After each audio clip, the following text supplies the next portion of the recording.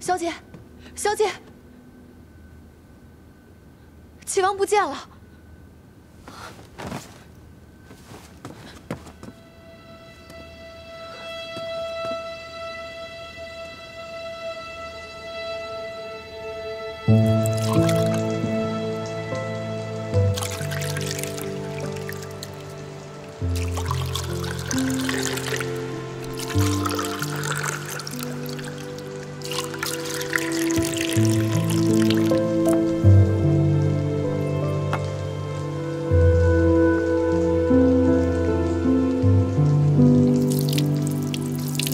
王大哥，咱们兄弟啊，别的本事没有，闹他个天翻地覆这种事儿，再拿手不过。哈哈哈哈哈哈！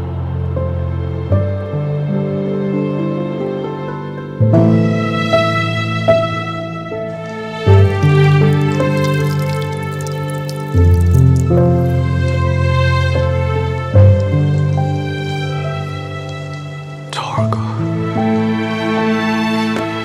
兄弟。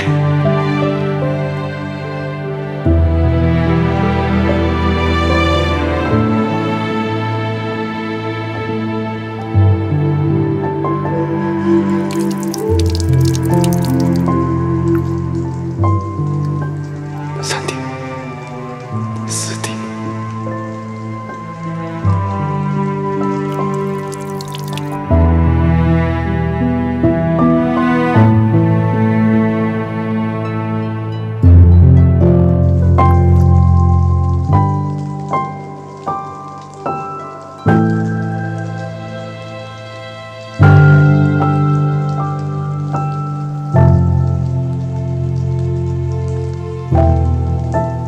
给。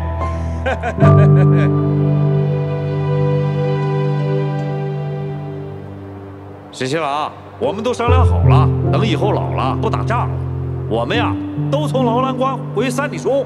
你要是闲了，就来看我们吧。来看我们，来看我们。好，一言为定。一言为定。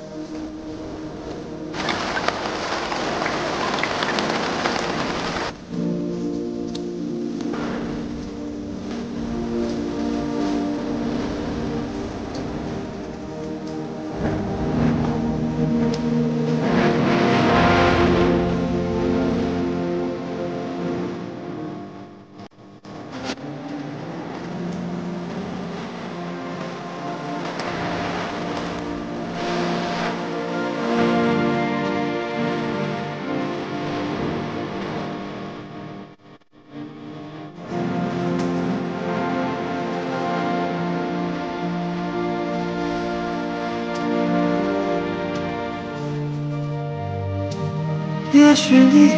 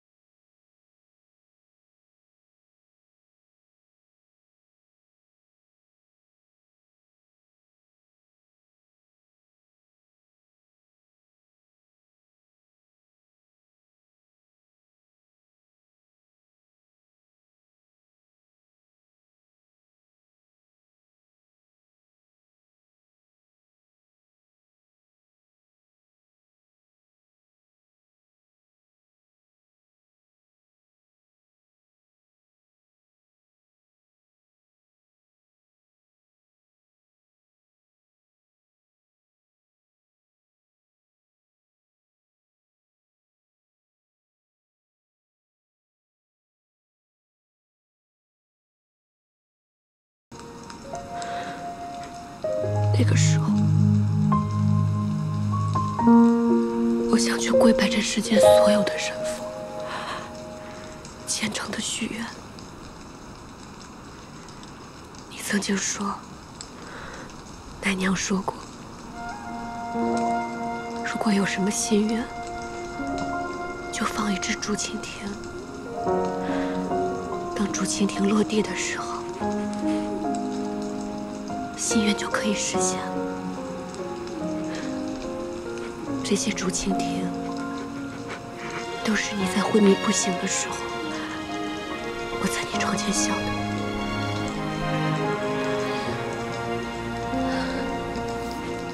石七郎，你曾经跟我说过，为了我，再傻的事情你都愿意。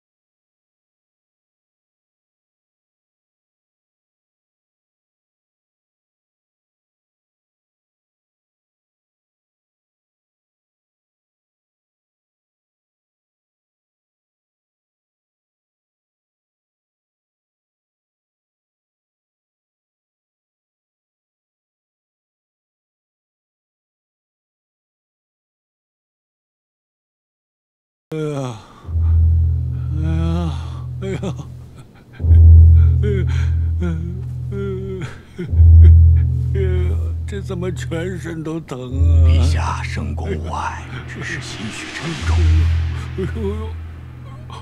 微臣告退。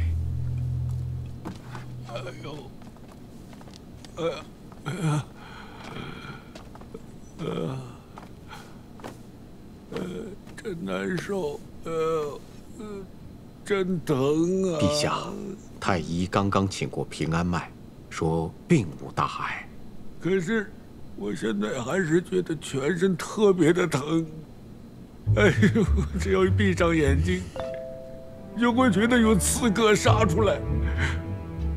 哎呦，我这一宿都不敢睡，只能点着灯。陛下，陛下受了那么大的惊吓，哎，如果换做常人的话，早就给吓破胆了。陛下只是稍有不适而已，已经是泰山崩于前不色变的境界了。顾商说的对，可是我这身上真是疼啊！你说这什么时候才能好啊？陛下，既然您圣功不愈，那就册立秦王为太子，并令太子监国吧。秦王不是也受了重伤，还在养伤呢吗？哦，陛下，秦王年轻，受再重的伤，那调养几日也就好了。陛下，圣功要紧，如若不好好休养，这关爱社稷大事呀！哎呀，晋王和齐王多好的孩子，没想到被接硕人利用了。我听说接硕人善用药，他们肯定是给信王和齐王下了迷魂药，所以他们俩才会变了一个人似的。陛下，信王、齐王谋刺圣驾，罪无可恕。依照国法，十恶不赦，该当处以极刑。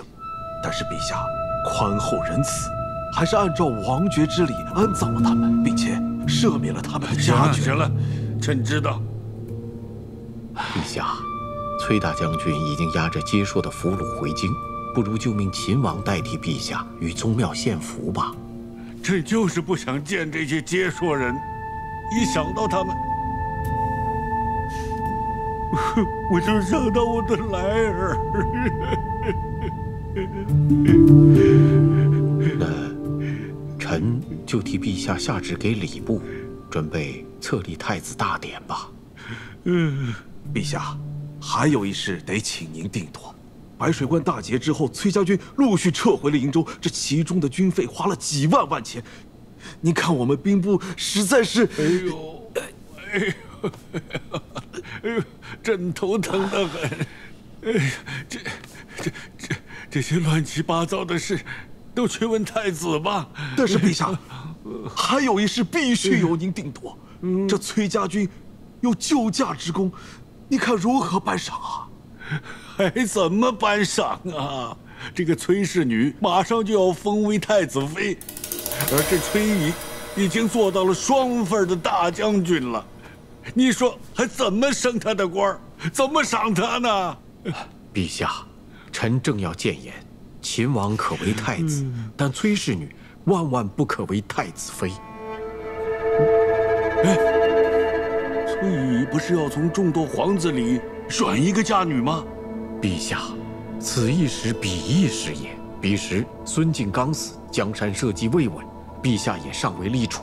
这崔家势大，又占据了东都，随时可以效仿孙敬之举，所以他才胆敢上书，要求择皇子为婿。但陛下也未曾答应啊，只是含糊其辞而已。哎，顾相说的对，朕从来没有答应过他。啊，他以为他上了奏书，朕就必须依他。但是陛下，这恐怕有些不妥吧？哎，陛下明鉴万里，所以当日才含糊其辞，有何不妥？崔氏女是万万不可为太子妃，武将跋扈。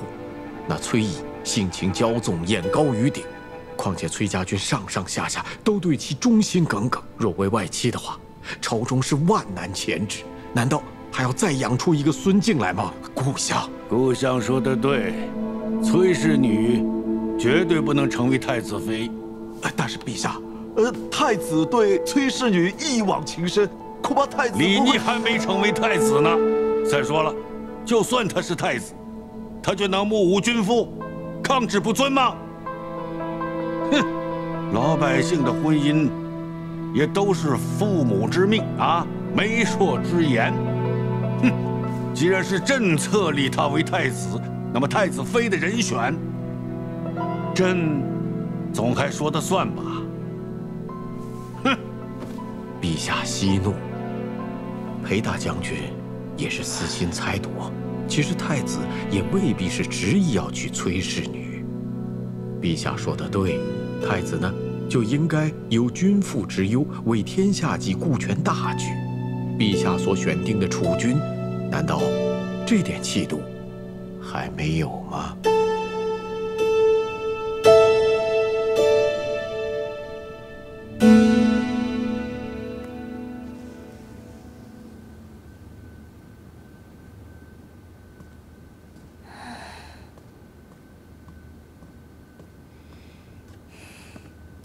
小姐，今日又没见着秦王。昨天去的时候，小裴将军还说秦王殿下已经醒了，客客气气的收了我替您送的东西。我心想，今日怎么也能见秦王一面，没想到连小裴将军都没见着，随便打发了个奴仆来搪塞我，东西也不肯收，说是府中无人做主。没见着就没见着吧。秦王殿下身受重伤，刚刚苏醒。不愿见外人也是应该的。我怎么能算外人呢？从前奶娘还在的时候，我常常陪您去秦王府，也没见谁把咱们当外人啊。再说了，那个崔小姐进了秦王府就没出来过，没日没夜的陪着秦王，怎么咱们反倒成外人了？殿下和从前不一样了。从前咱们出入秦王府，那是殿下念着我帮他找到奶娘的情谊。如今奶娘也不在了，一时见不到她，也是常理。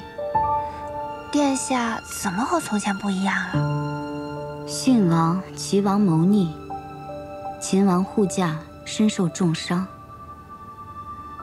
陛下3个儿子，如今只剩下1个了。你说，秦王还能如同从前那般吗？小姐，这么说你要做太子妃啦？秋翠，人在得意之时最不能忘形，就冲你刚刚这番得意忘形之言，就该罚打你手掌心10下。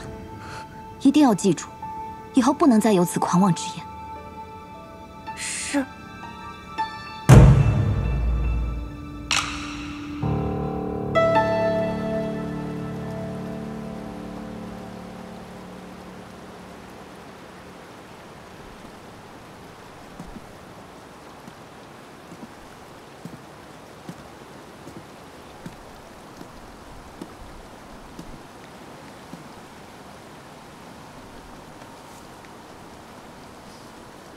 十七郎，天气凉了，我给你做件衣服吧。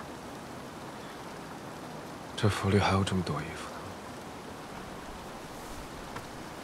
你以前总说，我都没有给你做过什么，所以我想亲手给你做一件。来，给你量一下。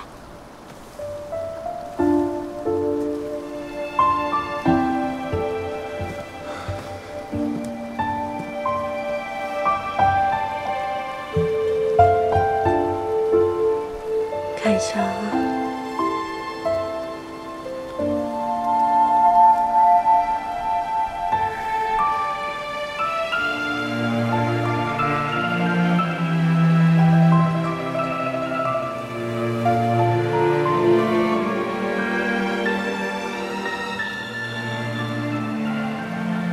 你最近都瘦了呢。你以前没替我量过身，怎么知道我瘦了？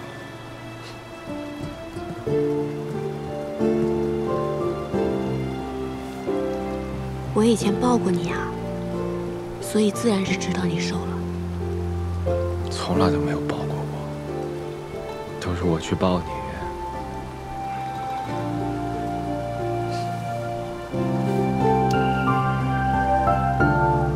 这不是抱你了吗？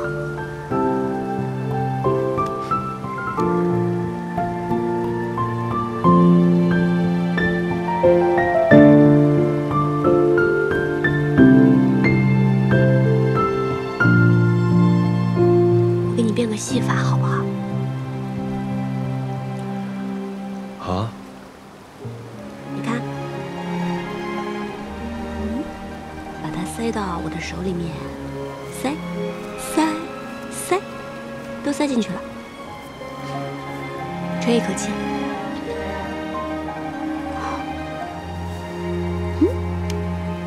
看，你再吹一口气。看，没了。你看一下自己左边的袖子，有什么东西？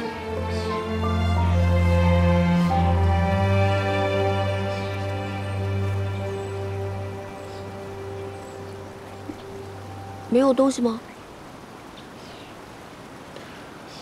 那你摸一摸你的袖子，右边。我的？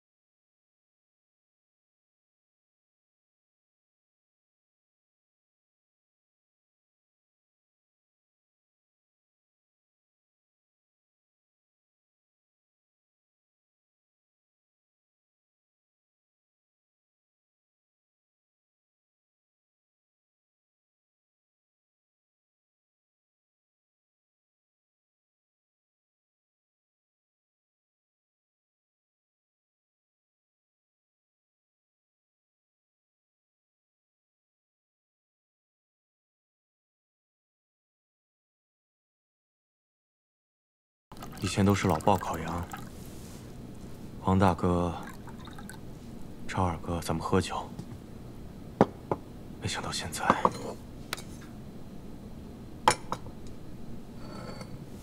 耳朵，你身上有伤，还是以茶代酒吧。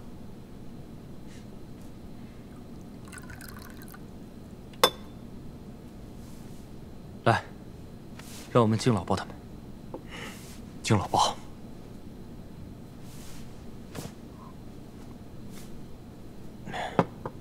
其实这一次，殿下还没醒来的时候，我看到崔小姐十分的镇定，内心其实很佩服她。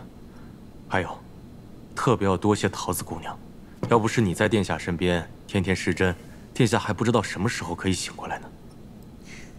其实啊，也多亏御医他们开的方子十分对症，只是他们对治疗内伤不是很有经验。好在皇宫内躺的药材都十分精良，不然恐怕秦王也不会那么快醒过来。其实这一次，我还有件事情想拜托桃子姑娘。小裴将军但说无妨。我想请桃子姑娘去劝一劝崔小姐，让她能劝一劝秦王殿下。现在朝中的诸臣皆以为秦王殿下必为太子，但是秦王殿下自己却不以为然。信王、齐王皆在谋逆中身死，朝局震动，群臣内心不安。但我是知道他的，他是想回劳兰关了。但是如果他现在不当这个太子的话，只怕乱局又起，天下难以太平。小裴将军的用心良苦，我都明白。只是我们家小姐特别有主意，方才那些话我也不好同她讲。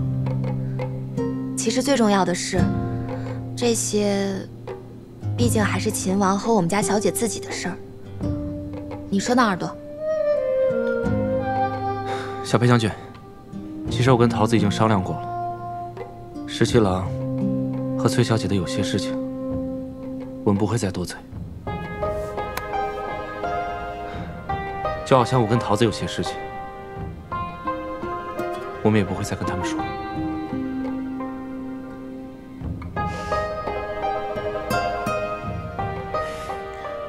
是我迂腐了，喝酒。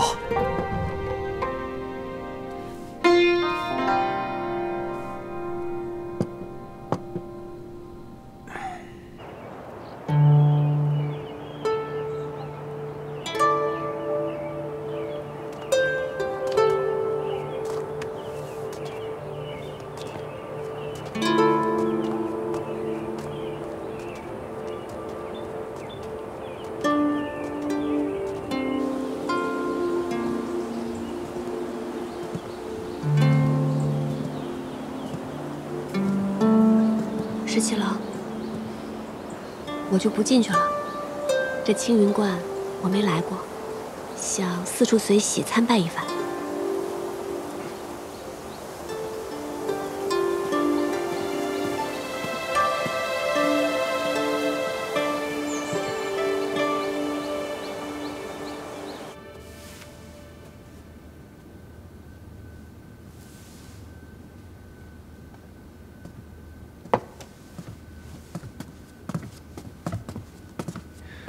见过萧真人。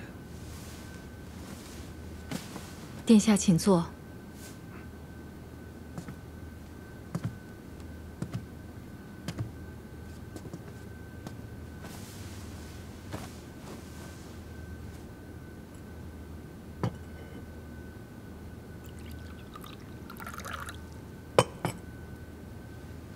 今日朝中之事，想必真人都已经知晓。信王与齐王，真没想到如此丧心病狂。幸亏陛下与殿下都能安然无恙。之前曾经答应过真人，要劝父皇立玄泽为储君。此一时，彼一时。我信任殿下，才将太孙托付给殿下。殿下是一诺千金之人，所以今日才特意入关来见我。其实殿下内心早已深知，如今的情势，殿下恐怕不得不为储君。如今朝中不安，太孙乃一介质子，他如今没有这个能力，因此大变之举。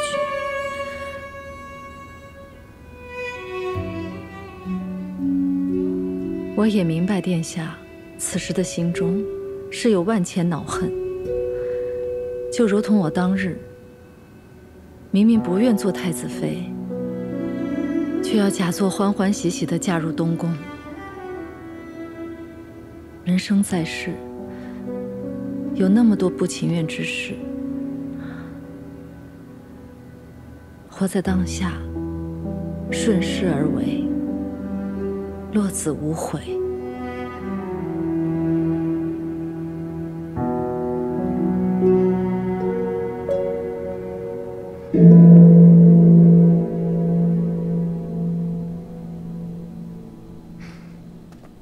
你不是不信这些吗？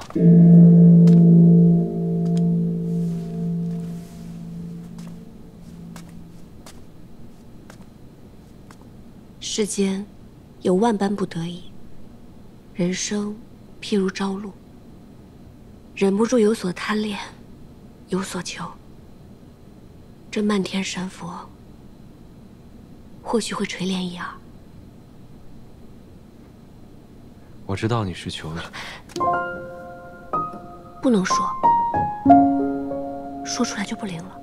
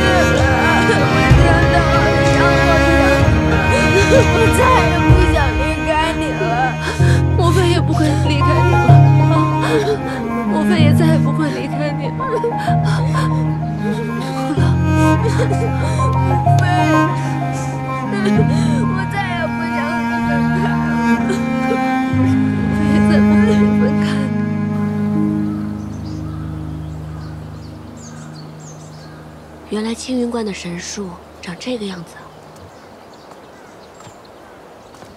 秦王殿下，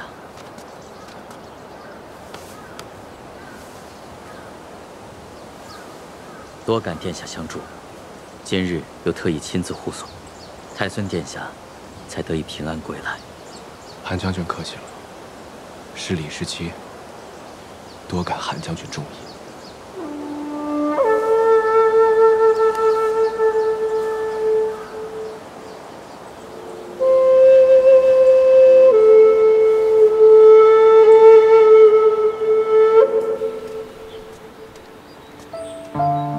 这位韩将军，还真的是可以写入青史的人物呢。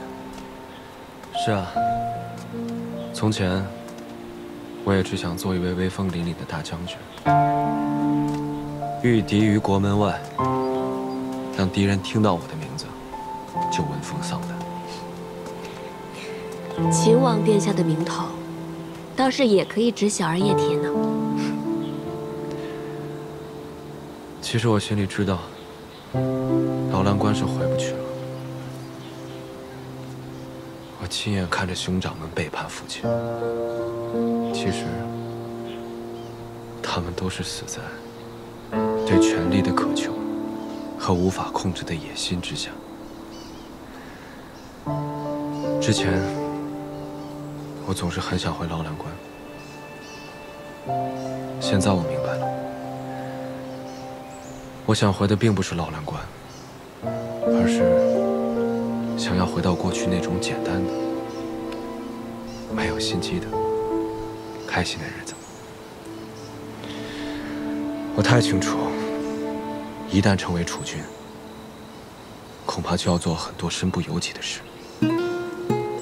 一个闲散之人和一国储君要担当的责任完全不同。从前我不知道，亦或是我知道，只是不愿意承认罢了。王阿娘死后的很长一段时间，我也什么都不想要，只想回到阿娘还在身边的日子。阿英，我心里其实都明白，你我所思所求，其实都是殊途同归。我们都想天下太平，百姓们不再流离失所，文官清廉，武官不惧死，所有人都能过上好日子。选择年幼，是无法担此重任。若他当储君，到亲政，还有漫长的10余年。这10余年里，父皇是没有办法担当天下的。既然无人担当，那么就由我自己来担当。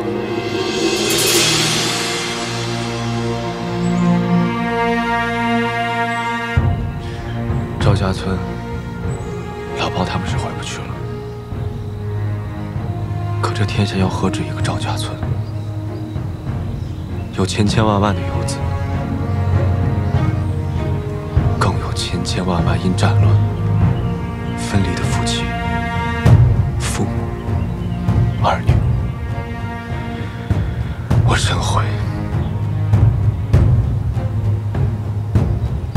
我深悔没能救得了老包他们。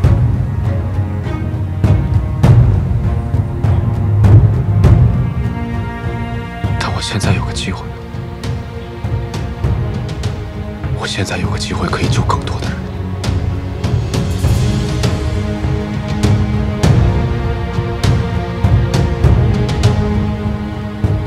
我要救更多的人。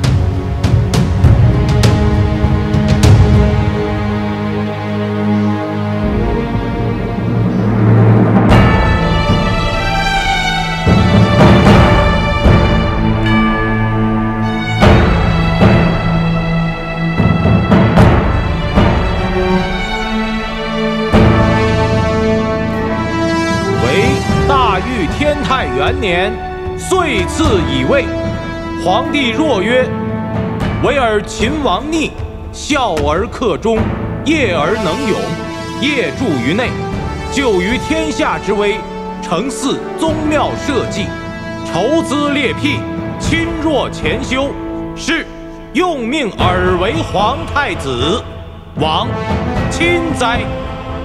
而其敬贤以德，宽仁于内，无怠无荒，故保我宗基，可不甚于。”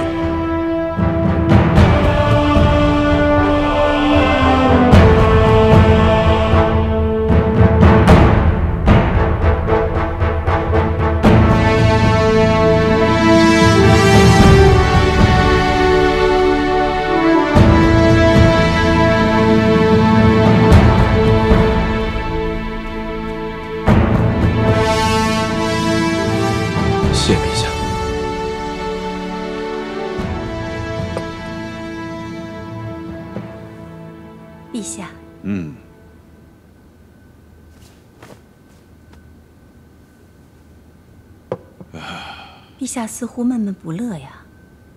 今天太子又和崔氏女一起出城去了，好多人都看到了，现在都把它当成趣闻来讲。哎。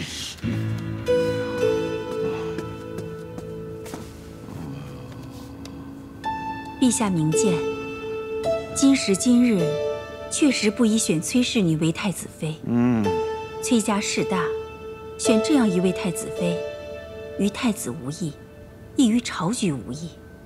将来，陛下必然要削弱裁撤崔家军，若崔氏为太子妃，定成阻碍。皇后说得对，说得太对了。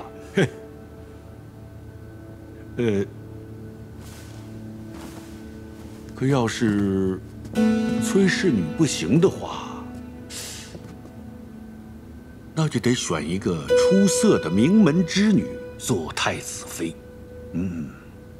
那日赐宴崔氏，我冷眼旁观，觉得故相之女顾婉娘不错。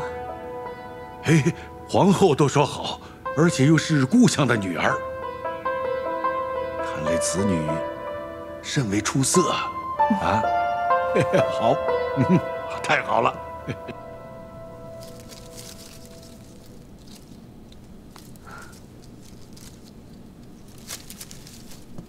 小姐，怎么了？三小姐的丫鬟春玲将我狠狠嘲讽了一番，说什么如今秦王每日与崔小姐同进同出，天下人皆知秦王要娶崔小姐了，又说崔小姐那么厉害，能文能武，小姐您就甭小想太子妃之位了，还说等崔小姐做了太子妃，就要好好看小姐您的笑话。那你怎么说？我牢牢记住小姐您的吩咐，一句话都没敢多说，就赶紧低头走了。就这样，春玲领着一群丫鬟对我好一阵嘲笑。得意之时不忘形，失意之时不颓唐，这才是大家风范。再说了，与秦王同进同出，岂是闺秀应有的贞静之举？若崔小姐做得太子妃，那自然无妨。可若最后旁人成了太子妃，那不成了天大的笑话了。小姐说的是，我就睁大我的眼睛好好看着，看这位崔小姐到底能不能做太子妃。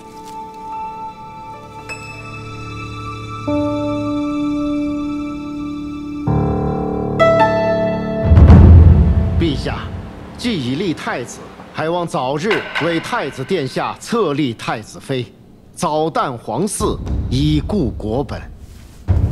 臣附议，应从名门世家中广选良缘，择其优，为太子殿下册立太子妃良娣、宝琳。陛下，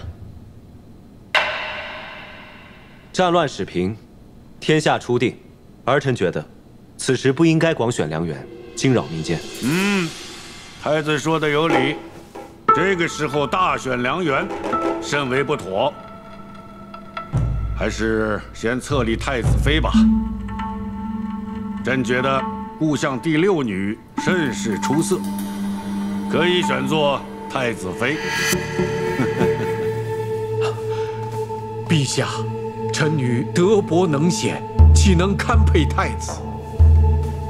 陛下，崔乙之女崔氏，陛下原属意以她做皇子妃，如今以她做太子妃，岂不是两全其美吗？裴卿此言差矣。崔乙狂妄，上了奏书，说要在皇子中挑选一个为婿。朕从未答应，朝臣们也颇多反对。再说，在这个时候以崔氏为太子妃，很不妥当。陛下圣明，崔乙自领崔家军10万众，气焰嚣张，此时万万不可再立崔氏女为太子妃，否则必成昼夜之患。臣附议，崔氏女万万不可册为太子妃。臣附议。臣附议。臣附议。臣附议。臣附议。臣附议。陛下，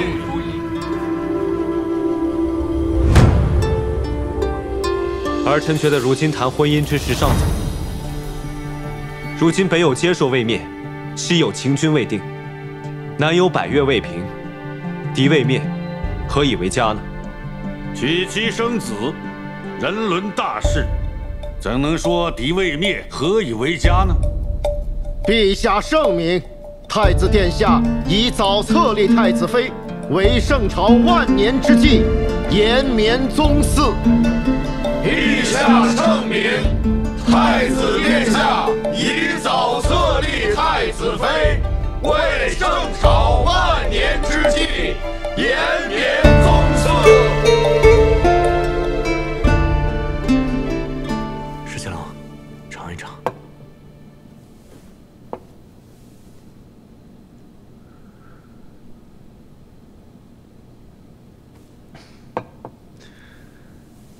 你这匆匆到这儿来，不光是为了讨碗茶喝吧？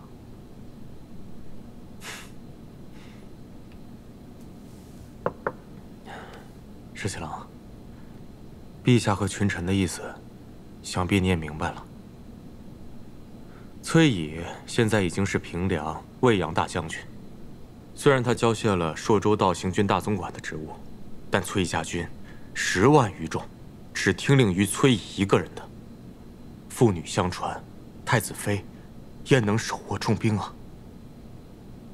更何况，如果这个崔乙真的成了外戚，必定难以控御，恐生外戚之祸。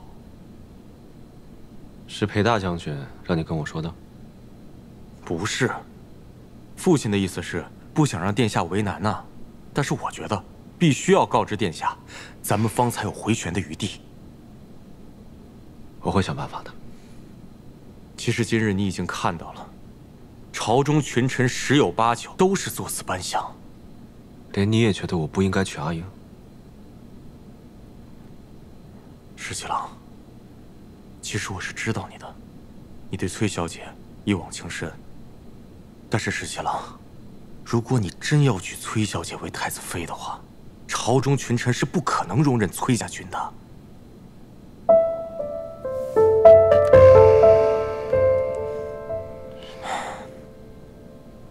现在不比从前了，现在已经天下太平，裁撤各路兵马，那是势在必行的事情。就连镇西军的部分冗员也已经在陆续裁撤了。其实你心里比谁都明白，崔家军不受朝中管辖，而且人数众多。如果现在裁撤，他们还可以解甲归田；倘若将来尾大不掉，后面不得不兵戎相见的话，那才是惨痛之极、无可救药的境况。必定会有两全其美之法。石七郎，我是这样想的。其实崔小姐呢，通情达理，只要你动之以情，晓之以理的去劝她，我觉得不行，不能这么对待她。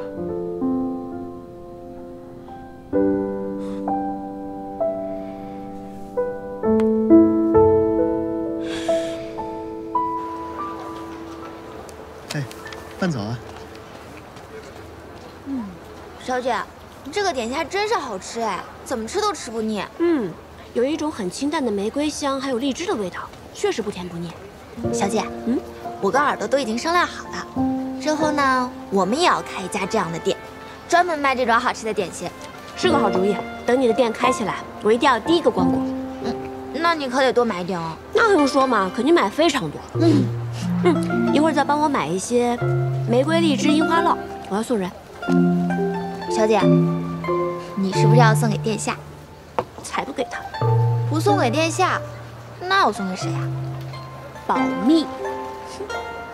老有那么多小秘密。马步，稳住，注意力要集中。走。走。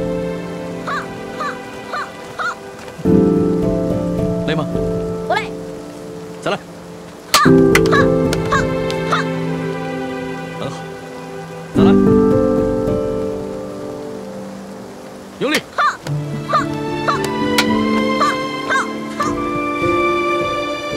来。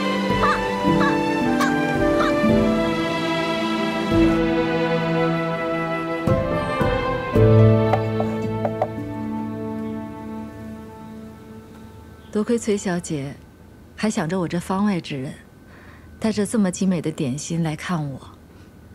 也是想到太孙还是小孩子嘛，肯定爱吃此物，所以就特意送来了。殿下已经被册立为太子，玄泽也不再是太孙。崔小姐，今后莫要再做此称呼。是。说实话，这10余年来，未尝有今日之舒心。虽然这是方外之地，不染繁华，但就像是久归之人，思心甚喜呀。是，我看真人刚才看着玄泽的时候，满脸笑意，只觉得万事皆足。崔小姐，马上就该成为太子妃了吧？未为可知。太子与崔小姐两情相悦，崔小姐必会成为太子妃。只是，实不相瞒，我内心甚觉可惜。世人只知太子为储君，一人之下，万人之上；世人亦只知太子妃为储后，内命腹中，自皇后之下，最为贵重。可是哪有人知道，作为太子妃，有万般难处啊！真人刚才说，这10余年来，未尝有今日之舒心。是啊，孙敬之乱时，我含垢忍辱，卧薪尝胆。可是我作为太子妃之时，又何尝有一日是随心所欲的呢？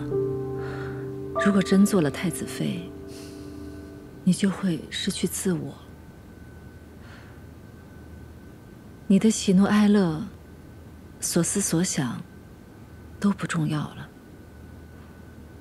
你的命运和储君的作为、王朝的兴衰，紧紧地附在一起，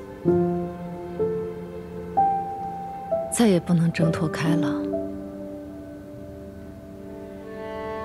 太子妃的身份是荣耀，也是禁锢。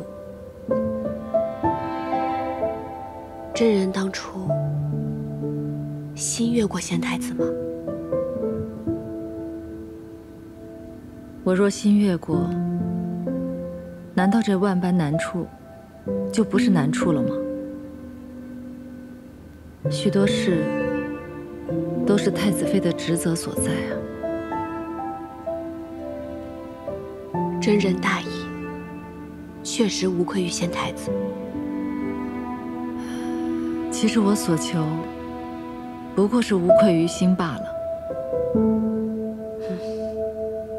人生在世，最难的，就是无愧于心了。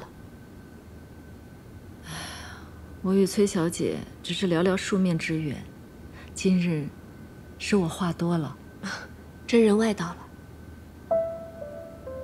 大约从古至今，没有一位太子妃与另外一位太子妃做心腹之语，这是一段缘分。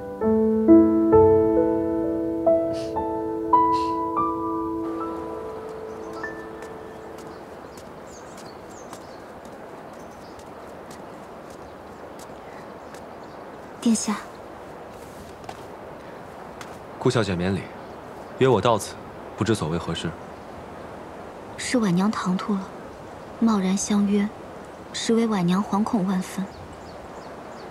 婉娘知道殿下与崔小姐早已有白首之约，万万没料到，陛下竟然指名提及婉娘。婉娘也不知道陛下为何忽有此意。若殿下允许，婉娘可请家父带上奏书，就说婉娘身子不好，不适婚配。婉娘自愿出家为道。顾小姐多虑了，怎能因为陛下的一句戏言，便耽误了你的终身呢？可人都说，君无戏言。婉娘实在不愿殿下因婉娘的缘故，耽误了与崔小姐的姻缘，或与崔小姐生了嫌隙。婉娘真的自愿出家为道。真的没什么事，你放心。阿英与我，绝对不会因为他人而生了嫌隙。是。多谢崔小姐来看我们娘娘，娘娘她好久都没有这么开心了。从前在宫中，自不必多说了。自从接回了玄泽，娘娘的脸上才有了笑意。崔小姐来看望她，她的眼中也有了神采，真是难为崔小姐，每句话都能说在娘娘的心坎上。本来也是不好意思来打扰真人的清修，但是一想到其实玄泽还是个孩子，真人这么多年心力交瘁，实在不易，所以就想常来看看，不要嫌我聒噪才好呢。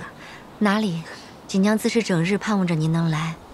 娘娘她虽然嘴上不说，但是心里也是盼着您来的。阿英，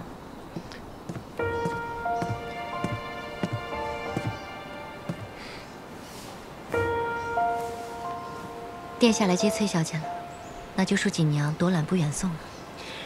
真人那儿之后要是缺什么，随时到府上来找我或者桃子都行。好。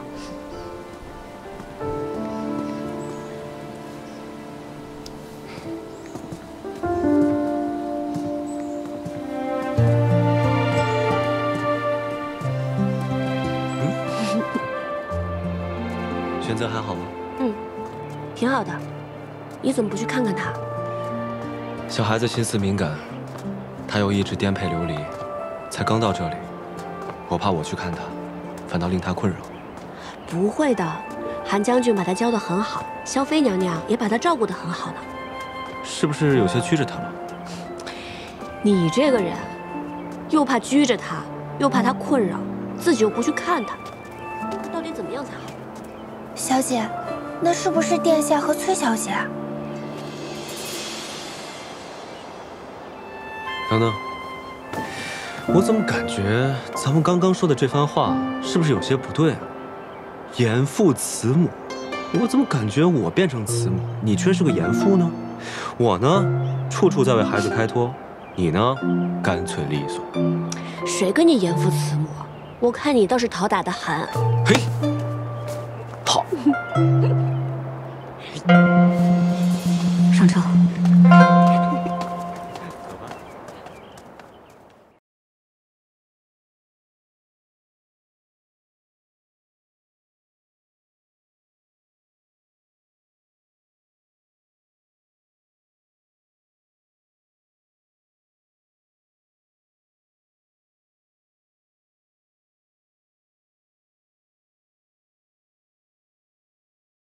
练起武来也是有模有样。如今战乱初定，这天下就像孩子一样，需要慢慢养成，休养生息。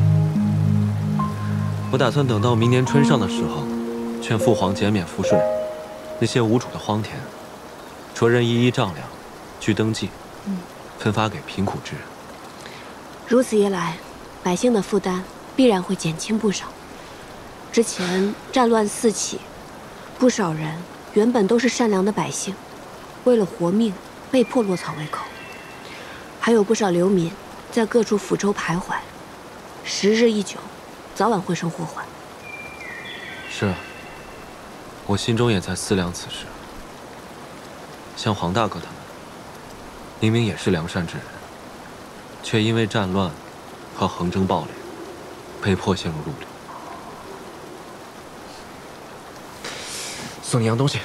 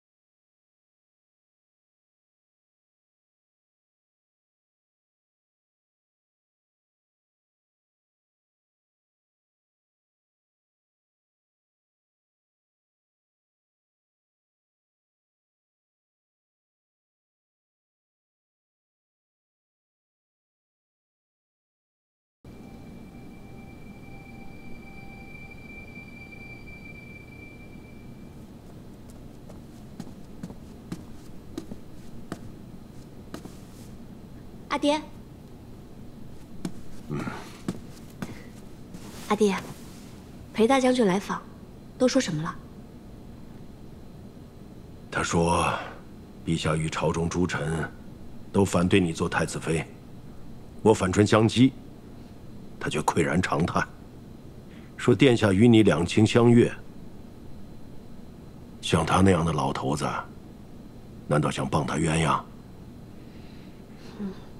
他劝我，为今之计，若裁撤全部崔家军，10万将士齐齐解甲归田，你才可能有机会驾驭李逆做太子妃。不过阿爹，现在天下平定，朝廷肯定是想裁撤兵马，镇西军自不必说了，咱们崔家军肯定是首当其冲的。若不是接说偷袭白水关，估计朝中会更快裁撤咱们全部崔家军。阿爹，现在县府已闭，不然您还是快点回瀛州吧。您这样久担京都，于崔家军于朝廷都一生变故。若是朝廷真的有意要撤裁咱们崔家军，我真的担心有人会对阿爹不利。那你呢？你不跟阿爹一块回去啊？我要是跟阿爹一起走，必定会有一番猜忌的。我就留在荆州嘛，也没什么大碍。哼，说来说去，你就是为李逆那小子。阿爹，您不是总骂他傻吗？他既然那么傻，那女儿就留下来，帮他一把。女生外向，什么时候见你这般维护爹爹了？都成天惦记着要帮一个外人。依我看呢，我真想狠狠地揍他一顿才解气。好了，阿爹，别生气了，来喝杯茶。人家现在都是当太子的人了，您这样还要抽他一顿，那你也别想脱身走了。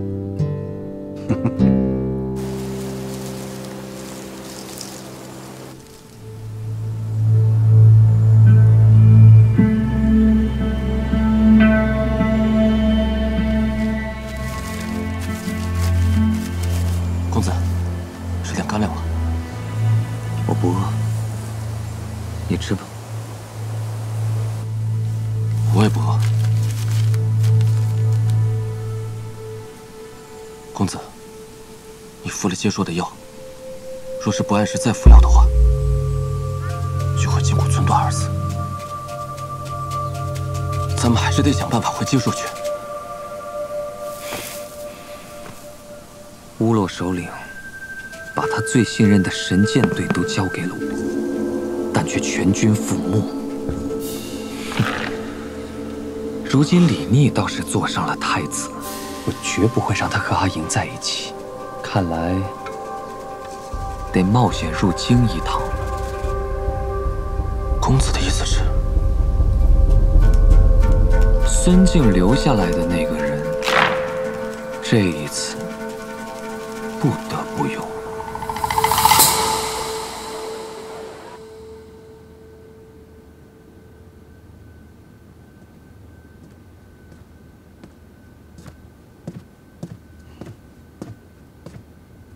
父亲，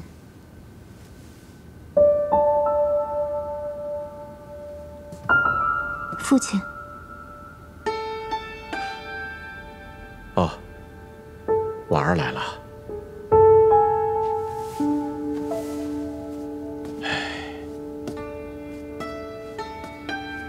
过来坐吧。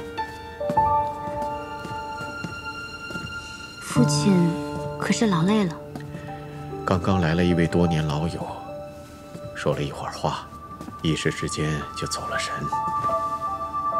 父亲唤婉娘来，可是有事要说。是啊，如今这朝廷上上下下对册立太子妃一事纷扰不断，想必应该是父亲的手笔。咱们这位陛下呀，是个软耳根，听风便是雨，稍加劝说就能如我们所愿。现在崔氏女不能被册封一事，已经达成共识。就算太子殿下想要一意孤行，也必然是拗不过陛下的旨意和群臣的极力反对。但咱们这位太子殿下和崔小姐都不是一般人，他们若是齐心协力，只怕是计谋百出，各有办法。所以得想个办法，能够让太子殿下跟这位崔小姐不能够齐心协力呀。父亲为相10余载，再难的公事，到了父亲手里，还不是妥妥帖帖？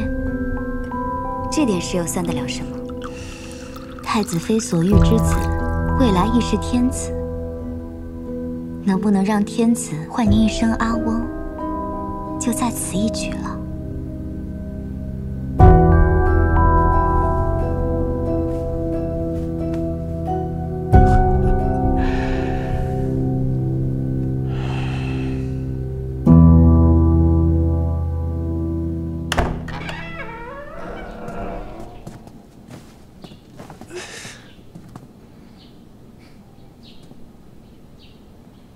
你怎么穿成这样躺在这儿？过来。阿莹，崔伯父走的时候给你留了多少人手啊？我怎么感觉这府里完全不设防？我穿成这样，行动这么不便，我刚进来的时候，就差拆窗破墙了，就这都没有人发现拦住我。京里虽然太平了，但也要防范一些。所以殿下这是一下朝，衣裳都没来得及换，就直奔我这儿来了。你都不知道，今日崔伯父辞京而去，这朝中又一片哗然，一个个逼着我娶太子妃，一个个又逼着不让我娶你，吵来吵去，我便反驳了2句。好了，这些大臣哭的哭，喊的喊，我父皇又趁机骂了我一顿，烦都烦死了。谁是你崔伯父？你不是吧？这崔伯父一走，你就不认了？阿英，我们私奔吧。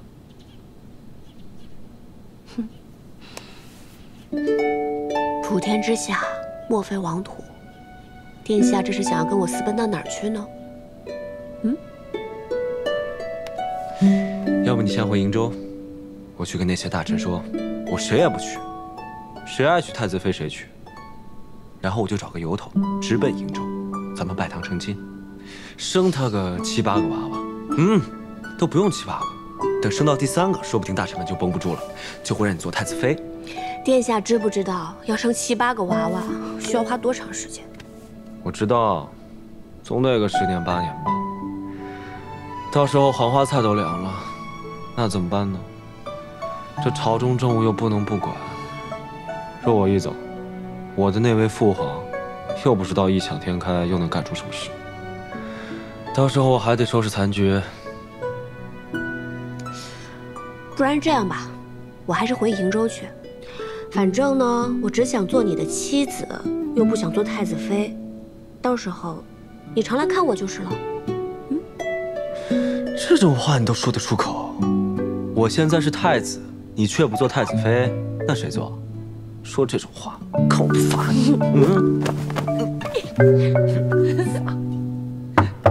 殿下，小裴将军来了，说有要事商议。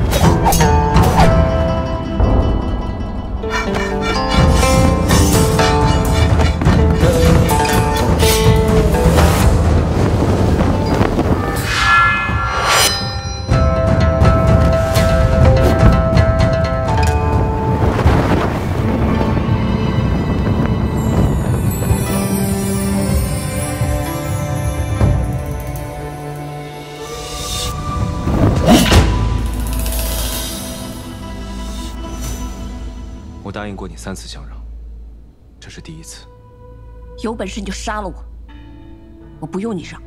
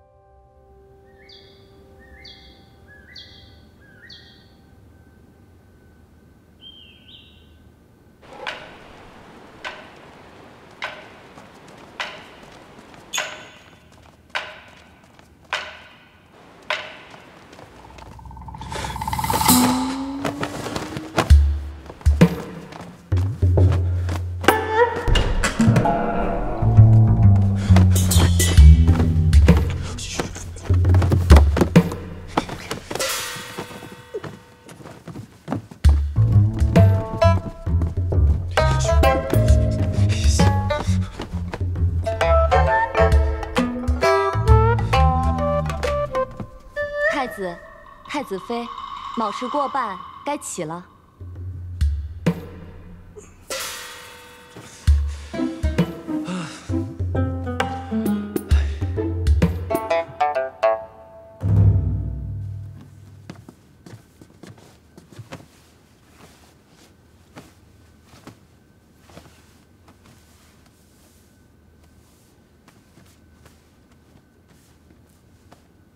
太子殿下。 太子妃殿下，请去凤章殿给陛下、皇后娘娘问安。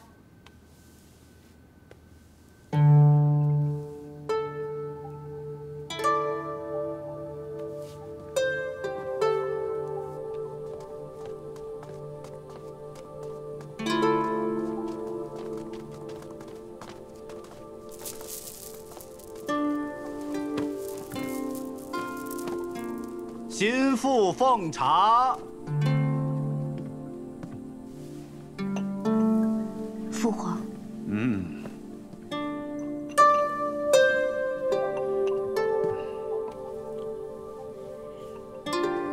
母后。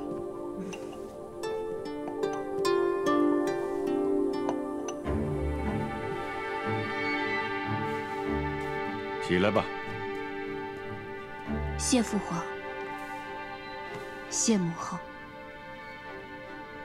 太子取得心腹，你二人从今日起，需同心同德，互敬互爱，方是夫妇之道，大伦之本。儿臣遵旨。太子妃是心腹，宫中多有规矩，东宫里的事务也甚是繁琐。我身边的赵女使颇为得力。 便将她赐予东宫，服侍太子妃。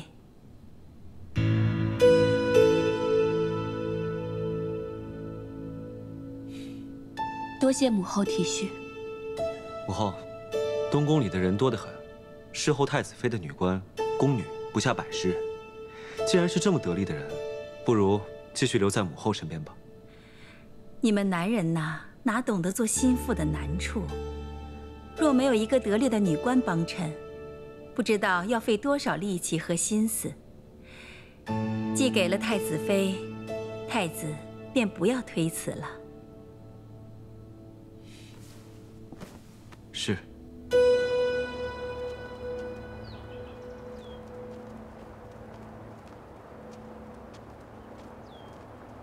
太子妃，你们留在这里。是。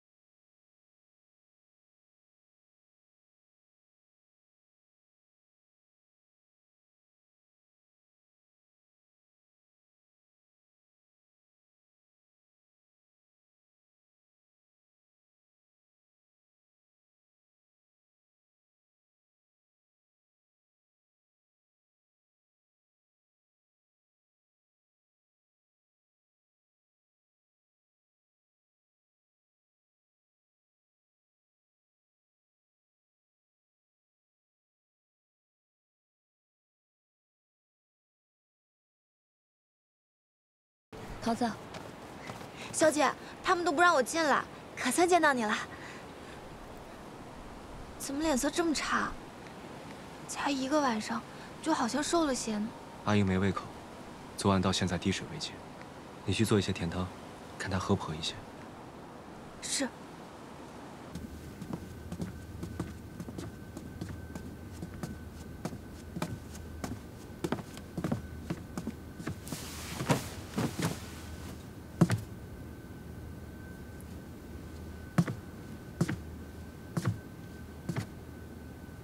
我帮你摘吧。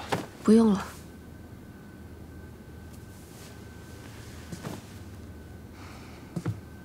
一会儿吃些东西再睡吧。不能不吃东西啊。等会儿桃子做甜汤来了，喝2口。太子殿下，太子妃殿下，顾良娣前来拜见2位殿下。叫他回去，说我身子不舒服。是。且慢，差点忘了，这东宫里面还有位顾良娣呢，请他进来吧。是。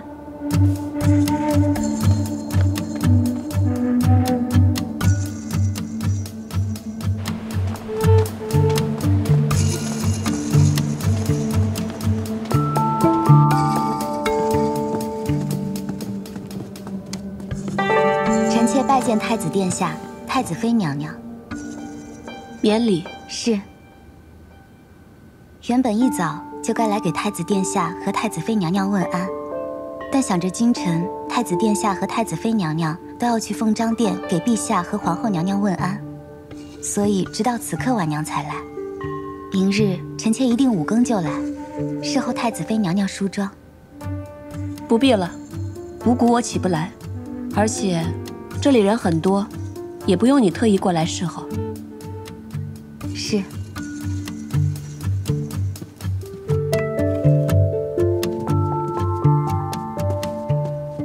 臣妾修了一幅鸳鸯图，恭贺太子殿下与太子妃娘娘大婚。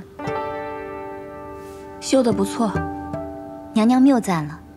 自从太子殿下大婚的消息传来，婉娘心里是比谁都高兴。一来是婉娘有幸与娘娘算得上是旧识，知道娘娘是睿智爽利之人，没有半点女儿家的扭捏；二来娘娘成了太子妃，太子殿下心里高兴，婉娘自然也心中欢喜，觉得有了主心骨。顾良娣这幅鸳鸯绣的确实不错，刚好我这儿还缺一个屏风，那就再帮我绣一个大绣屏吧。不麻烦你吧？娘娘真是太客气了，不麻烦。娘娘看得上是婉娘的福气。那就好，我累了，你先回去休息吧。是，臣妾明日再来给娘娘问安。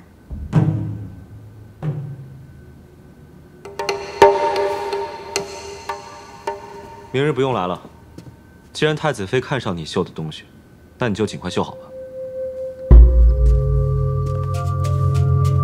是。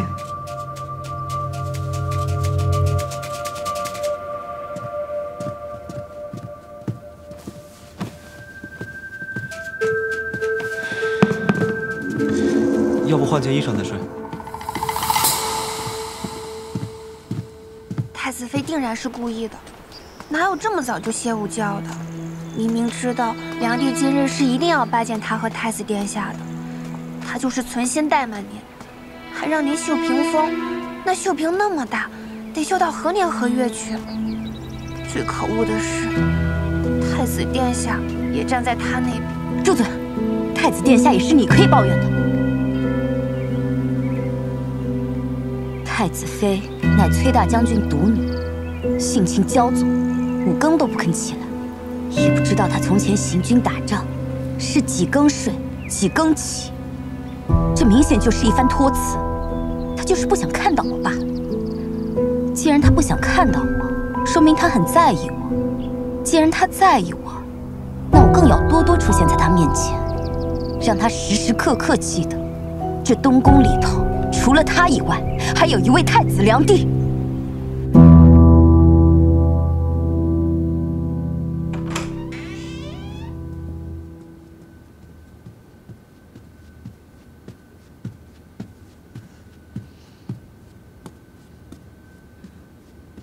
下。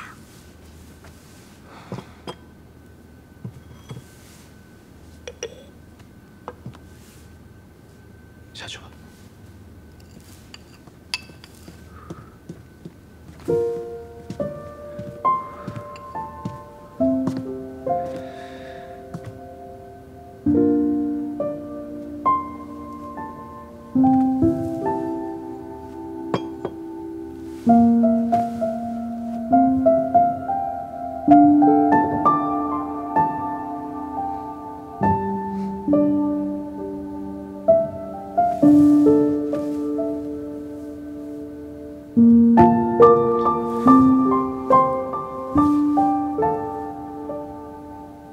汤到了，桃子刚送来的，喝2口吧。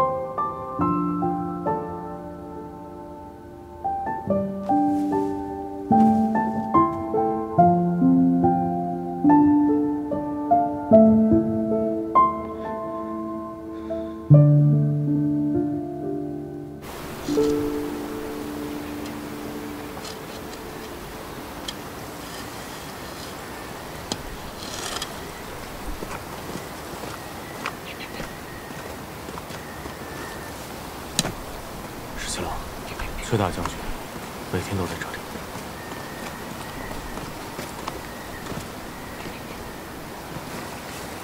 崔大将军，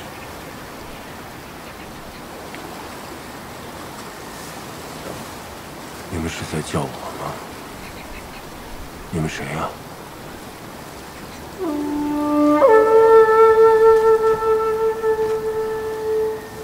你们看。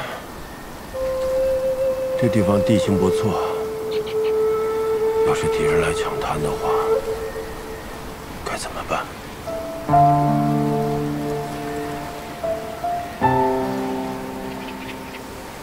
敌军几何，我军几何？若是敌我相当，自然是在那儿用上弓箭；若是敌军数倍于我，便布上旌旗，左右侧翼用箭；若是我军数倍于敌， 便中流击之。说得不错，咱们崔家军有你这样的后生，也算是难能可贵。告诉我你的名字，我将来升你当队长，好好立功，前途无量。大将军，我叫李逆。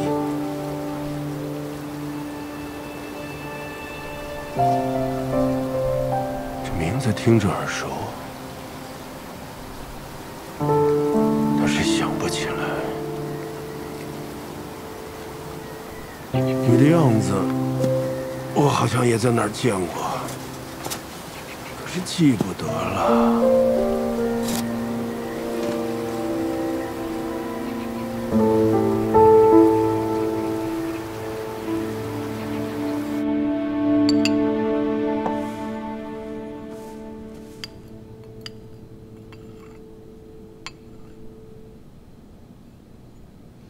小姐，我每天都给大将军施针用药。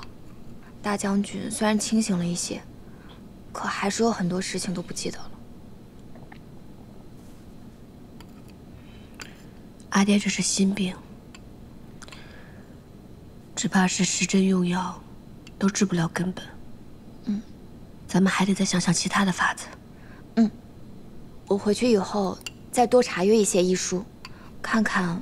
还有没有未用过的医治之法？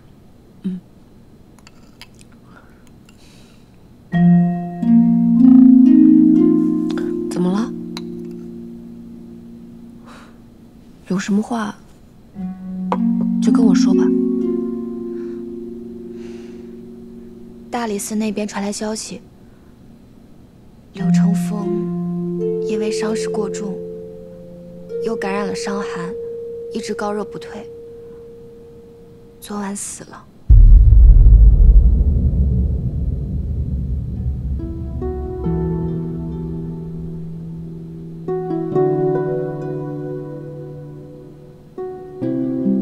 死了。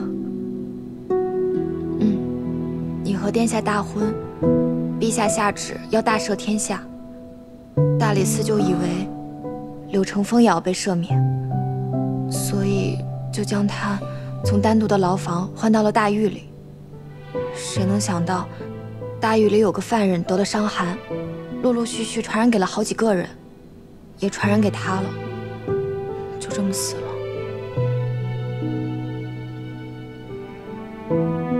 那尸首呢？因为是伤寒，大理寺也不敢轻易掩埋，就将他的尸首还有其他几个犯人一起一把大火烧成了骨灰，胡乱埋在乱葬岗了。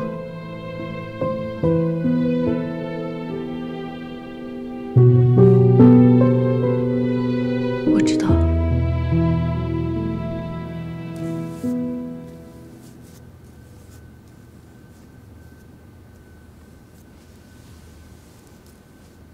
梁帝，起这么大一幅草稿，得绣到什么时候去啊？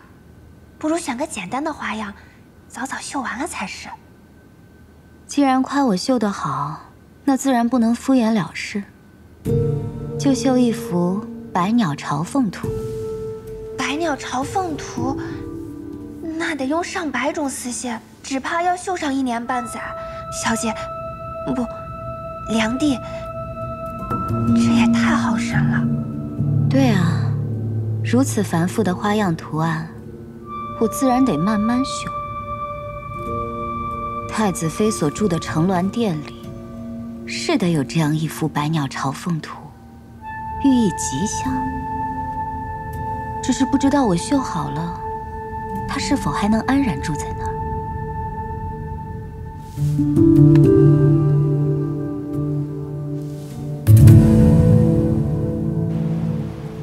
我也老了，以前哪有这耐性啊？钓什么鱼呀？下水捞几条，岂不痛快？可是后来一琢磨，这钓鱼跟射符非常像。你看，往水里，哎呀，撒上鱼饵，诱之以利，然后还要沉住气，等鱼真的上钩。你看，是不是跟射符很像？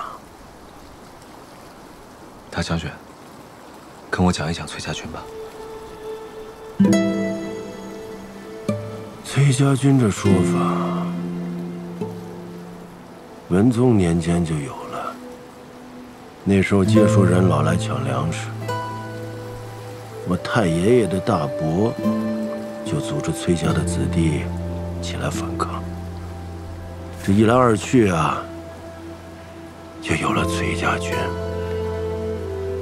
后来陆续扩张，朝廷也给了粮饷。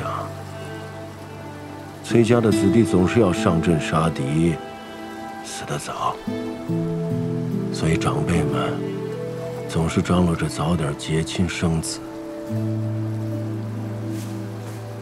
我在你这个年纪的时候，就已经娶妻了。我也已经娶妻了。是吗？谁家的姑娘？哪天你带来我瞧瞧。好。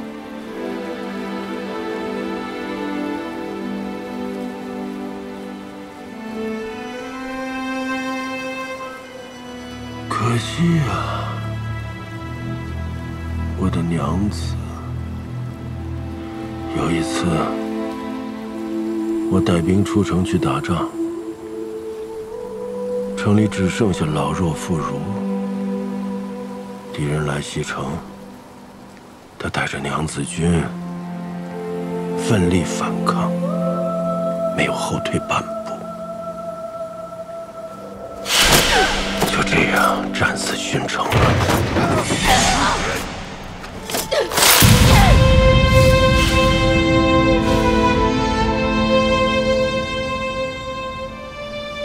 赶回去的时候，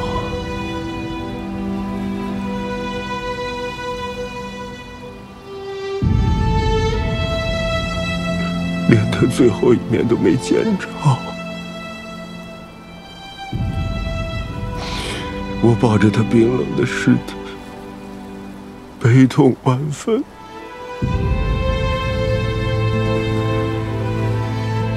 还好，我和他还有一个孩子，不然那一刻真难活下去。大将军，男儿有泪不轻弹，只是未到伤心时。我娘子和我结离10多年，跟着我在瀛州戍边，连一天半天好日子都没过过。我和他少年夫妻，没想到没有恩爱到白头，甚至连最后一面都没见着。这是我一生最大的遗憾。你说，有再大的功业，又有何用？那是我心里最大的憾事。当时我心里只有一件事，就是报仇，替娘子报仇。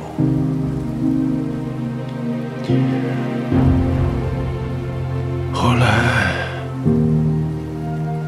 我替我娘子报仇了。咱们崔家军在我的手里，也算是更进一步了。所以朝廷赐名咱们崔家军为定胜军。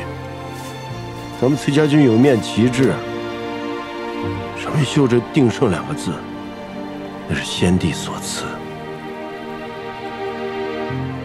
我常想，咱们崔家军有现在的成就，那是有我娘子一半的功劳。若是他能看到那面旗帜，哎呀，不知该有多欢喜。可惜他再也看不着了。那面旗帜，若小子有幸，也能看上一眼就好了。你生得晚，没有看到我那次在沁水泉设伏，那天雪下得非常大，我们几万崔家军埋伏在雪地里，悄然无息，那真是千山鸟飞绝，万径人踪灭。那么大的雪，连一个活物都看不到。我想，莫非解说人不走这条路，要这雪再下的大些，那我这几万人就要葬送在这里了。结果没想到啊，解说人果然还是中计了。那场仗打的痛快，真是痛快。我听说过，自从沁水泉之围，解说人再也不敢踏过聚义山。孙敬大败一罗，我将解说人赶出了聚义山，裴宪让秦军再也不敢靠近劳兰河。无论是朝廷还是民间，那个高兴啊，都夸我们3个是国朝3杰。陛下召我们进宫赐宴，结果没吃饱。出宫之后，就跑到丰阴楼找补吃食。后来，孙敬和裴宪也先后赶了过来，3个人大醉一场。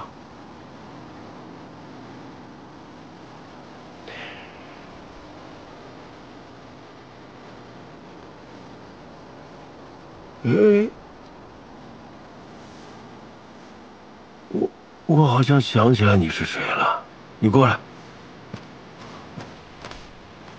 你是裴健的儿子，裴莽。那年你13岁，你牵着马在丰英楼下等你阿爹。你阿爹醉得上不了马，你还怪我和孙敬，把你阿爹灌醉成那样。大将军，裴莽是我的兄长，我是裴元。哦。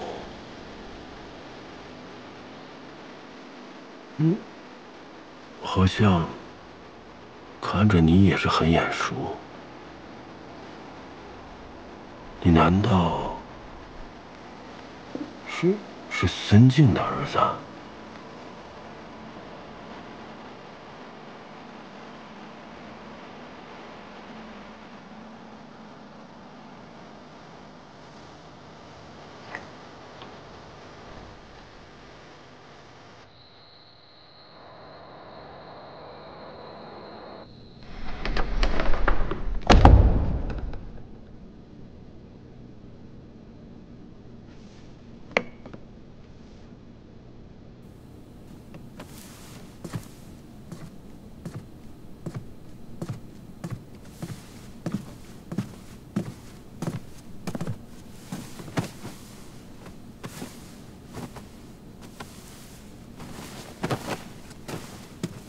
等等，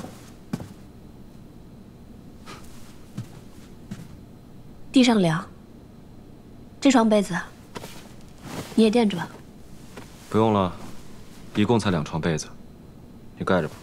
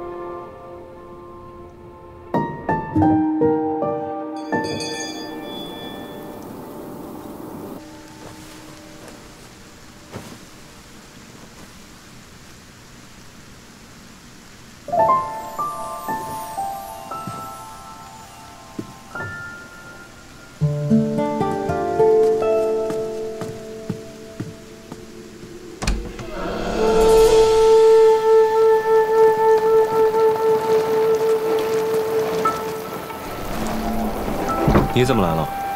臣妾是来侍奉太子妃娘娘的。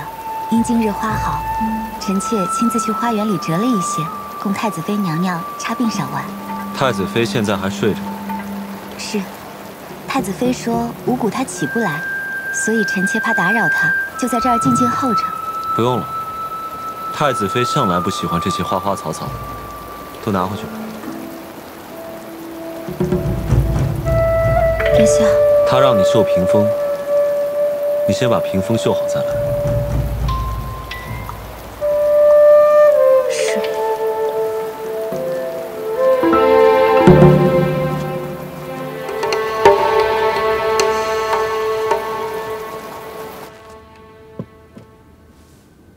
殿下，我看你脸色有些不好，是不是旧伤又复发了？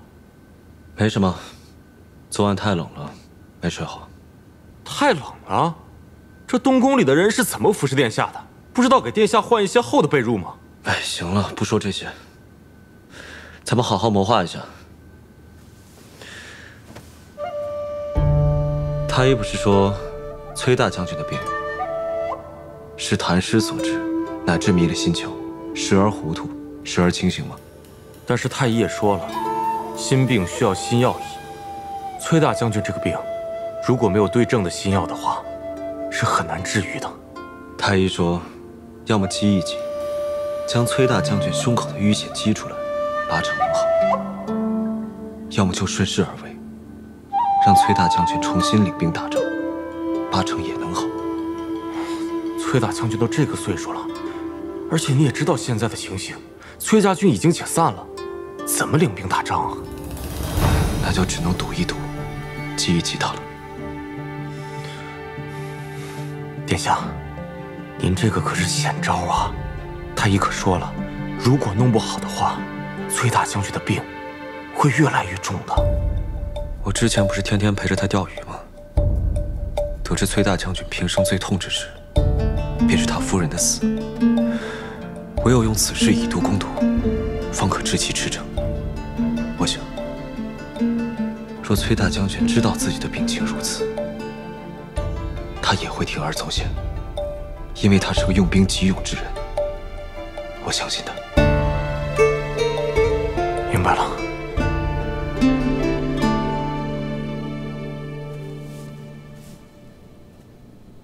小姐，小姐，东宫这里的花园好大，我看这些花开得特别好，就给你摘了一束。哦，正巧，路上还遇见了太子殿下，他还问我这些花够不够，要是不够的话，后面花圃里还有呢。他还问你来了东宫以后吃的习不习惯，要不要再单独给你设个小厨房。你们先下去吧。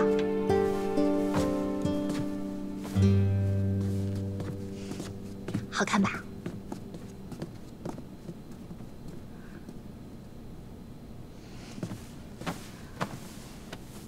怎么啦？还在跟他生气啊？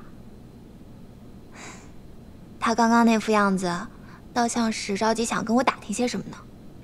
不过你放心，我什么都没说，我还吓唬他来着。我说你吃也吃不好，睡也睡不好。哎，不对，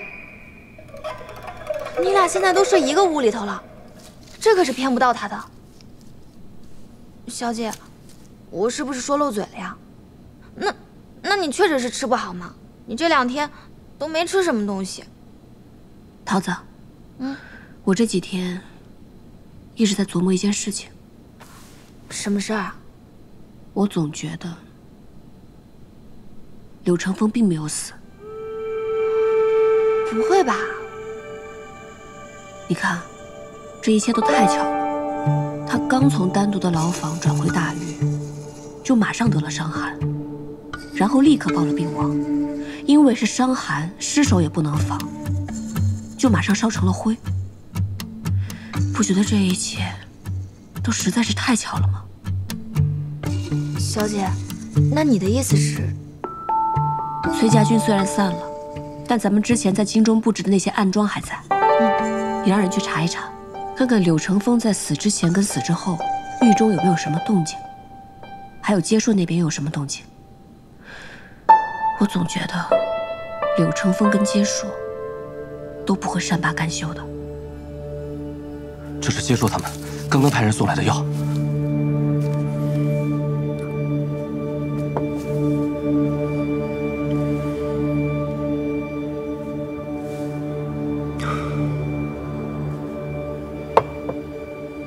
公子，接硕那边乌洛传来口信，他对公子的此番行事颇为满意，说还有更重要的事情要交给公子去办。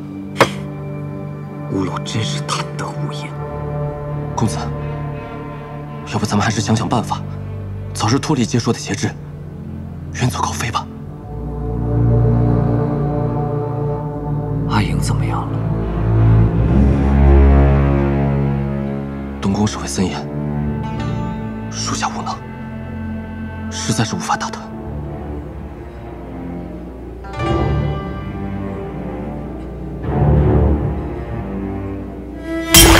公子，阿树，不要急。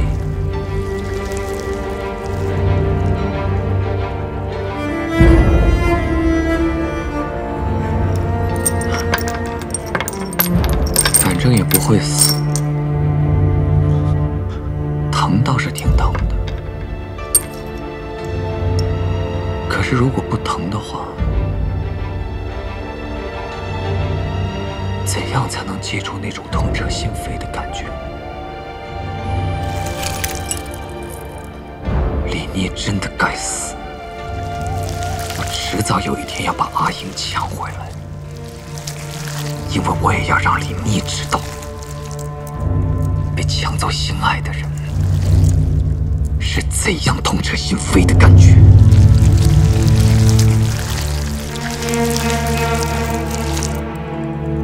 啊，殿下，实不相瞒，家中老妻实在是放心不下小女啊。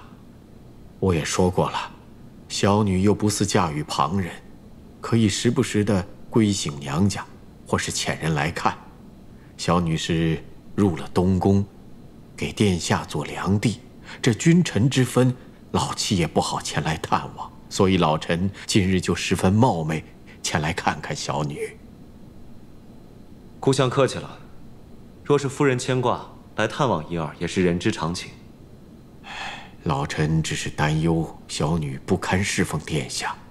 老臣刚刚也问过了，小女是感激涕零，说在东宫，殿下与太子妃娘娘对她都十分照顾。本来老臣也该放心了，可是偏偏小女的侍女刚刚送老臣出来时悄悄言道，说小女不知什么地方让太子殿下十分不悦。自打入了东宫以来，太子殿下对小女从未稍加辞色，就连去他那留香殿里坐一坐，也未曾有过一次半次的。这朝中事多，顾相也是知道的。啊，老臣明白。我只是担心，怕小女在宫里犯了什么错，或是有什么地方惹怒了殿下。殿下也不用给老臣面子，他若真是犯了什么错的话，就让太子妃好好的教训他便是了。这顾两弟真没犯什么错。那既然如此，就请太子殿下看在老臣的面子上，对小女照拂一样。入了东宫这么久，殿下就连他那留香殿也从未踏足过，那在旁人看来，就认定了殿下对小女十分不喜，有意冷落于她。顾相放心，我理会的。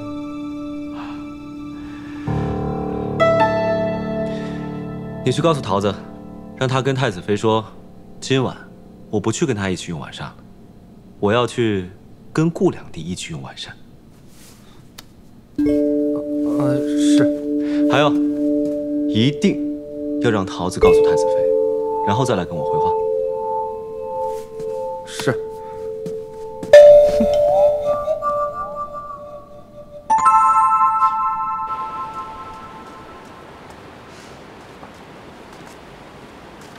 我真就这样把原话说给太子听啊？当然了，我们小姐，不，我们太子妃说了，让你一定按照原话原封不动地转告给太子殿下。那好吧。快去吧。哎，桃子，我们好不容易见一面，你就要这样子赶我走啊？我不是赶你走，不是你说的吗？召集回太子殿下的话。那你就没有什么话想要对我说吗？算了，你说吧，你有什么话想要跟我说呢？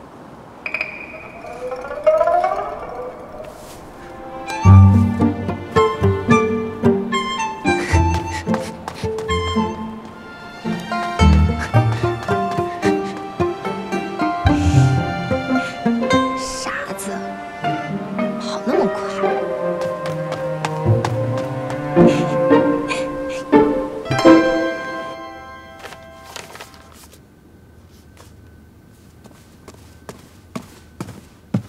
殿下，怎么样？太子妃怎么说？太子妃说她从来没打算跟殿下一起用晚膳，所以殿下爱上哪儿去上哪儿去。哦，桃子还跟我说，一定要把太子妃的原话告诉殿下。肝疼？什么？你肝疼？那要不要我去叫太医给殿下瞧瞧？不用了，知道你耳朵灵听得清楚。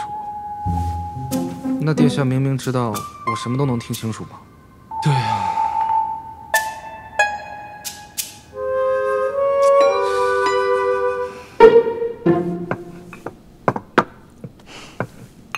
良娣，太子殿下来了。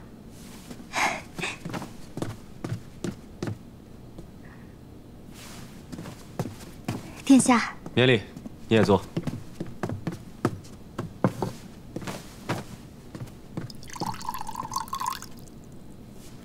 下午听说殿下要来用晚膳，这些菜都是我们良娣亲手做的。不知殿下口味，我就按照以前奶娘教我的，做了一些家常小菜。你们先出去，我有话对良娣说。是。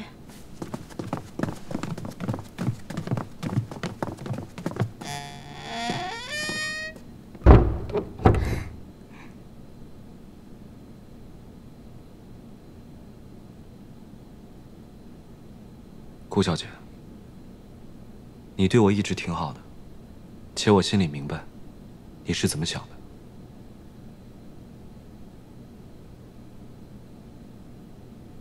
我知道殿下厌弃婉娘，觉得我不知廉耻。趁殿下不在京中，陛下赐婚，我就入了东宫。可是，其实婉娘也是没有办法。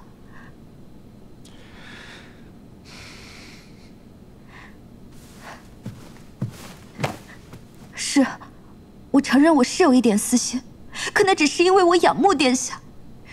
我知道，我不应该令殿下烦恼。我也知道，殿下只喜欢太子妃。这事跟太子妃没关系，就算没有她，我也不会喜欢你。我救你，是因为哪怕不是你，是别的人，处于那种危险的情形之下，我都会去救的。我不求你回报什么。之后你也做了很多事，替我绣了我阿娘的绣像，替我寻回奶娘，并且照顾她，我都感念于心。婉娘不求殿下感念。当初我回京，你已经入了东宫，成了太子良娣，而且刚寻了短见，所以有些话，我觉得不合时宜跟你说。但我今日来，我就想把话说清楚。我不想耽误你的终身。殿下，我的终身就是殿下呀！殿下，你怎么能说这样的话呢？虽然我是太子，但除了太子妃，我并不打算要其他良娣、宝林什么的。我知道我现在逐你出东宫，等于逼你去死。所以你就在东宫好好住着，我偶尔也会来坐一坐，让你面子上过得去。在这东宫里，也不至于难堪，但我不会和你有任何情分，只能让你担着良娣这个虚名。不过你不必拘着，等你将来有了意中人，告诉我一声，我安排你假作病逝也好，出家为道也罢，找个由头，将你送出东宫。改名换姓，从此以后与意中人成亲。你还这么年轻，应该与一个两情相悦的人共度一生。可是婉娘只喜欢殿下，婉娘只想跟殿下共度一生。殿下说这些，就好像拿着刀在婉娘的心上割一样。婉娘实在不知道自己哪里做的还不够好，让殿下这样厌弃婉娘。你哪里都好，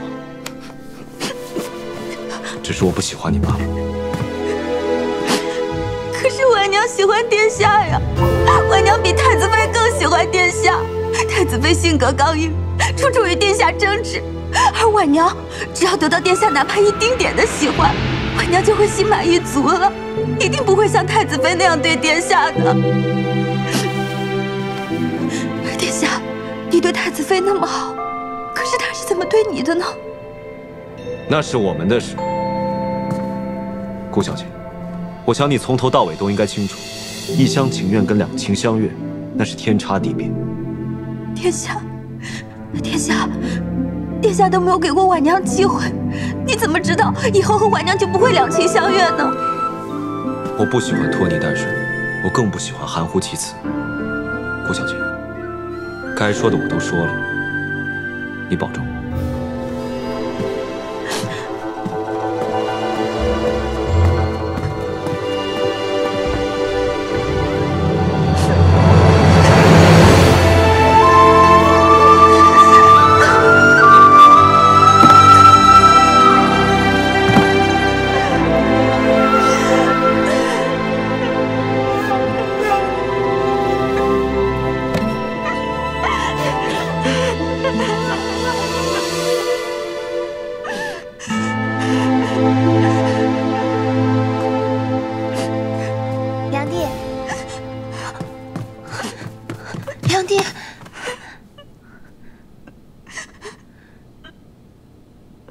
子殿下到底说什么了？好像殿下一点也没吃啊。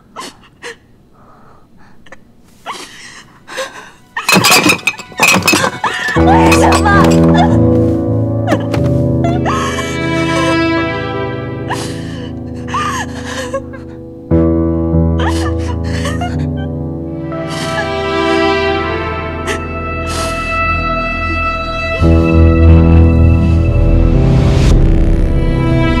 太子殿下说，要我好好待在这东宫里，他会常来看我的。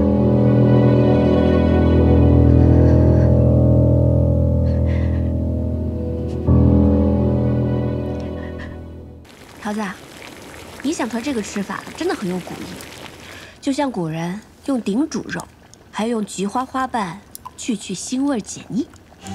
是啊，这锅子下面生着火，煮肉的时候一定要这样涮着，这样的话肉才不会煮老呢。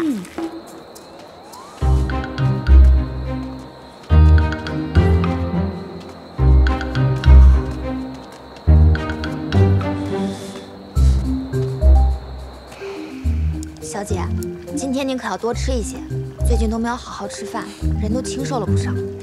你也要多吃一点。来，这边的肉都熟了，吃。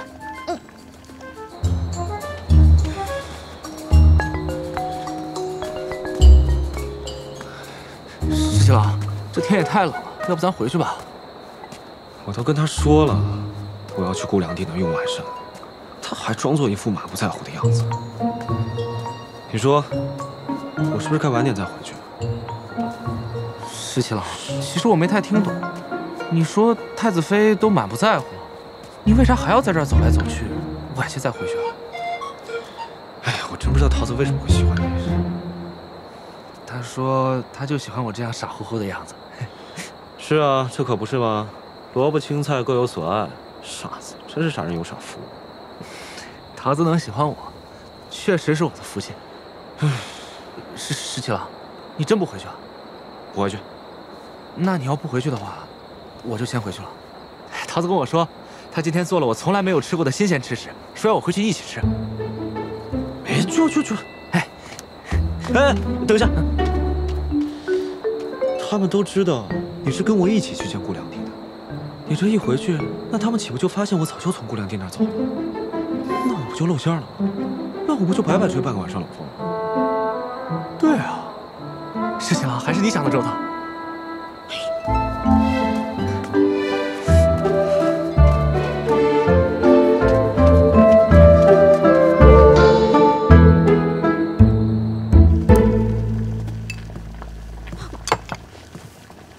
殿下，去给我拿一双筷子。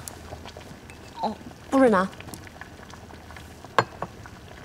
不是在顾良娣那用晚膳吗？怎么，这顾良娣居然让殿下没有吃饱吃好？这可不行。桃子，去传顾良娣来，我要问问她，是怎么侍候太子殿下的。是。不准去。桃子，你出去。常儿在偏殿等你。是。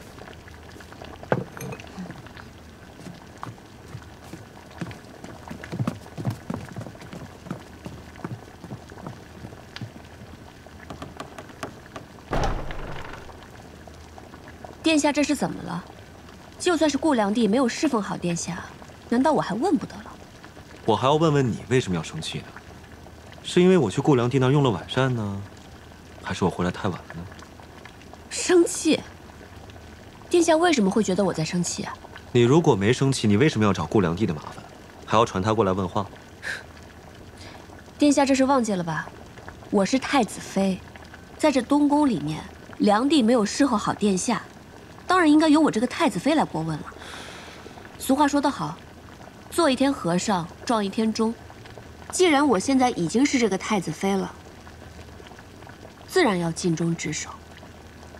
殿下之前是不愿意做太子的，但现在不是也做得挺好的吗？身为储君，替朝廷谋划，解散崔家军，把我父亲从一个万军统领变成一个颓唐的老人，不就是为了消弭朝廷所担忧的藩镇之祸吗？阿英，我也是迫不得已。你回去吧，我要休息了。我回哪里去？这里是承鸾殿，就像你说的，做一天和尚撞一天钟。你已经是太子妃，就应该尽忠职守。殿下有自己的寝殿，之前不过是新婚之时，在我这睡了几晚地板，做样子而已，何必呢？殿下睡不好，我也睡不好。你这是要赶我走？对，我就是要赶你走。我就不，我不但就不走，我还要在这儿睡下来。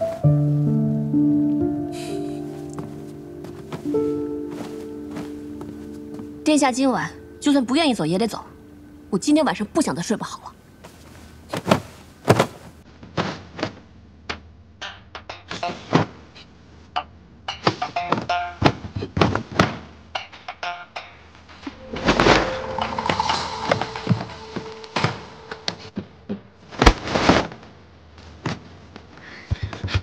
还想用这招？我不会再上你这套。